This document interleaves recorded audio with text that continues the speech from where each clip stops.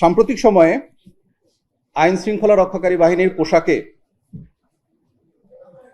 ডাকাতি, ছিনতাই এবং আরো বিভিন্ন ধরনের অপরাধ কর্মকাণ্ড সংগঠিত হচ্ছে এবং দেশের বিভিন্ন প্রান্তে এই প্রবণতা ক্রমেই বেড়ে চলেছে, যা অত্যন্ত দুঃখজনক এবং চিন্তার বিষয় বটে। এই বিষয়গুলোকে আমলে নিয়ে র্যাবের গোয়েন্দা সংস্থা এবং আমাদের যে সাইবার মনিটরিং টিম আছে, আমরা নিরলসভাবে চেষ্টা করে যাচ্ছি। এরই ধারাবাহিকতায় র্যাব 3-এর আভিযানিক দল গোপন সংবাদের ভিত্তিতে গত 1 মে 2026 তারিখ সকাল 10টা 30 মিনিটে ঢাকা মহানগরীর ডেমরা থানাধীন আমান মার্কেট মেন্দিপুর এলাকায় অভিযান পরিচালনা করে ডাকাতি প্রস্তুতকালে একটি সংঘবদ্ধ ডাকাত চক্রের সদস্য মোহাম্মদ আলামিন ওরফে মোটা আলামিনকে গ্রেফতার করতে সক্ষম হয়। পরবর্তীতে তার দেওয়া তথ্য অনুযায়ী একই দিন সকাল 11টায় মেন্দিপুর বাজার হতে প্রায় 800 মিটার দূরবর্তী হাজি সিএনজি পাম্প এলাকা হতে তার সহযোগী চালক মোহাম্মদ রায়হানকে গ্রেফতার করতে সক্ষম হয়। গ্রেফতারের সময় তাদের নিকট হতে একটি বিদেশি পিস্তল, একটি ম্যাগজিন, 4 রাউন্ড গুলি, একটি মাইক্রোবাস, 2টি ভুয়া গাড়ির নাম্বার প্লেট, 6টি র্যাব কোটি, 2টি হ্যান্ডকাপ, একটি ওয়াকি টকি, একটি পুলিশ লেখা স্টিকার, একটি লেজার লাইট, 2টি পুলিশ ব্যাটন, একটি ওয়াইফাই পকেট রাউটার, একটি সেনাবাহিনী মাস্ক এবং 2টি স্মার্টফোন উদ্ধার করা হয়। গ্রেফতারকৃতদের প্রাথমিক জিজ্ঞাসাবাদে জানা যায় তারা একটি সংঘবদ্ধ ডাকাত চক্রের সদস্য। গ্রেফতারকৃতরা দীর্ঘদিন ধরে বাংলাদেশের বিভিন্ন এলাকায় যাত্রীবাহী বাস, মাইক্রোবাস আটক করে কখনো র্যাব পরিচয় চালক ও যাত্রীদের অস্ত্র প্রদর্শন করে ভয়ভীতি দেখিয়ে সর্বস্ব লুট করে পালিয়ে যেতে থাকে।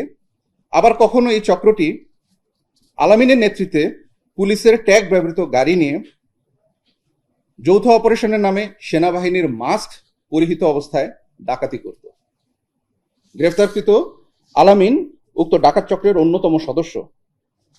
সে পূর্বে ইট, বালি এবং বিভিন্ন সময় মুরগির ব্যবসাও করেছিল, কিন্তু বর্তমানে তার সেই সমস্ত ব্যবসা বন্ধ।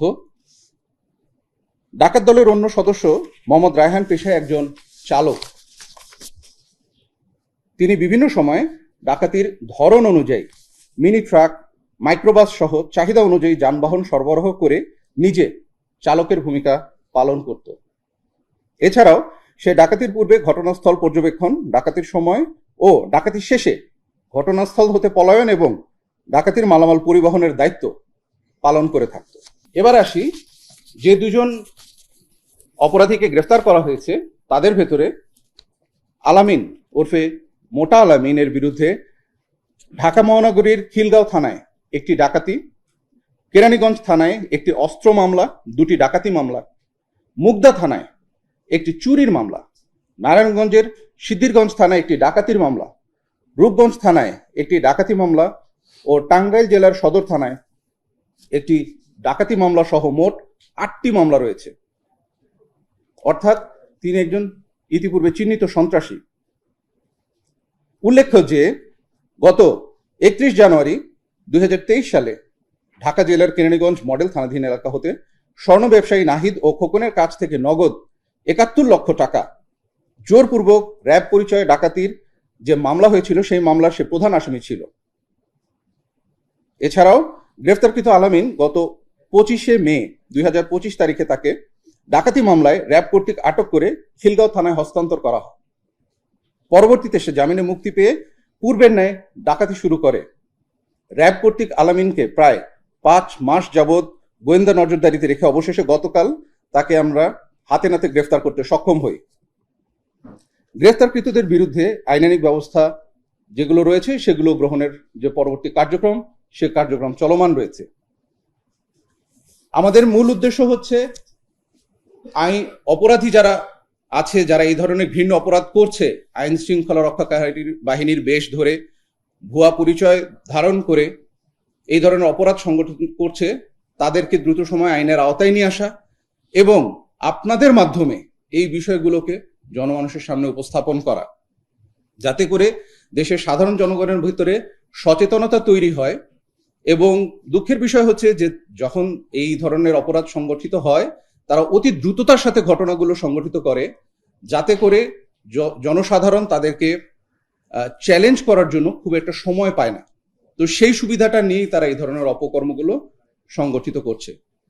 তাই আমি আপনাদের মাধ্যমে সর্বস্তরের মানুষের কাছে অনুরোধ করতে চাই, যখনই এই ধরনের কোনো ভুয়া র্যাব পরিচয়ে কেউ কোনো অভিযান পরিচালনা করতে আপনারা দেখবেন, আপনারা প্রতিরোধ সৃষ্টি করবেন এবং যথাযথভাবে তাদের যে আইডি কার্ড, তাদের পরিচয়পত্র এবং তাদের যে ক্রেডেনশিয়ালস আছে সেগুলো আপনারা যাচাই বাছাই করে তারপরেই আপনারা এরকম যারা সঠিক তারা অভিযান পরিচালনা করবে, আর যেখানে আপনারা ভুয়া বলে চিহ্নিত করতে পারবেন সেখানে তাদেরকে দ্রুত আইনের হাতে সোপর্দ করে দেওয়ার ব্যবস্থা করবেন।